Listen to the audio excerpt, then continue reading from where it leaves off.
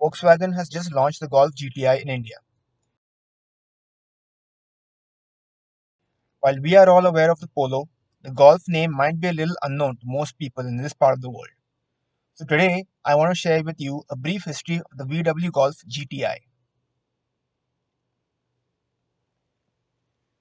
Few cars have defined an entire segment the way the VW Golf GTI has. But before the GTI badge rode to life, there was the Golf itself, a revolution in compact car design. It was launched in 1974 as a successor to the aging Beetle. The original Golf brought sharp lines, front-wheel drive, and modern practicality to the masses. Designed by Giugiaro, it became an instant hit and laid the perfect foundation for what would soon become the world's most iconic hot hatch. And that's where three letters changed everything. GTI, short for Gran Turismo Injection. The badge was borrowed from motorsport roots, hinting at fuel-injected performance and long-distance speed. But for Volkswagen, GTI wasn't just an acronym. It became a symbol of driving passion that anyone could afford. It all started in 1976. Hot hatch? Nobody had even heard the term yet. But Volkswagen dropped a 1.6-liter fuel-injected engine into the humble Golf and created a sensation. For context, think about the Volkswagen Polo 1.6 which came to India. Only about 300 kg lighter. Now imagine if something like that had been launched nearly 50 years ago.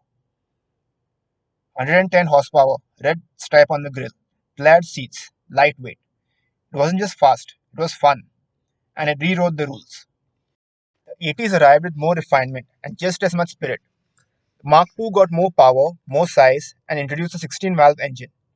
It matured, but it didn't go soft. It raced, rallied, and still made the drivers smile on back roads. The legend grew up, but it didn't grow old. Then in the 90s came the Mark III. Now this one's a bit controversial. It was heavier, softer, but safer. The Mark III introduced airbags and ABS, and featured the iconic VR6 engine in some versions. The spark dimmed for purists, but it laid the foundation for what was to come next. The 90s ended with the Mark IV, a GTI searching for its identity. Refined, luxurious, but criticized for lacking edge. Still, the 1.8 turbocharged engine brought some life back to it. It wasn't the peak of the GTI, but the fire hadn't gone out yet. 2004 and the GTI is back. The Mark V reignited the soul of the original car. 2-liter turbocharged engine, 200 bhp, a proper chassis. And it introduced the DSG gearbox, a game changer. It looked the part, drove like a dream, and made the GTI cool again. By the way, if you think the Mark V looks familiar, that's because the Mark V Jetta, which we got in India, was actually the sedan version of this generation of the Golf.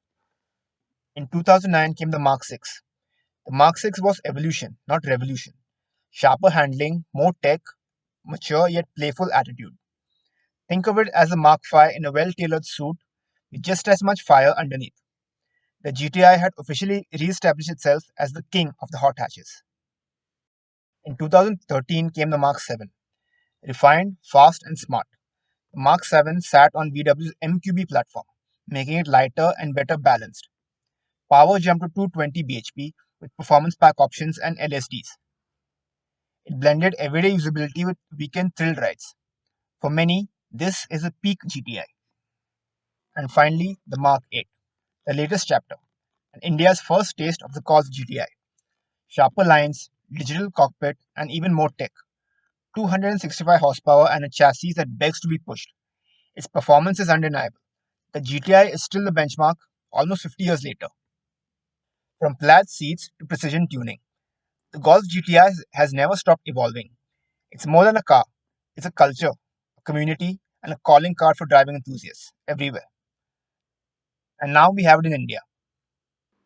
And if you are one of the lucky few who've got an allocation, please let me know in the comments. Thanks for watching. I'll see you next time.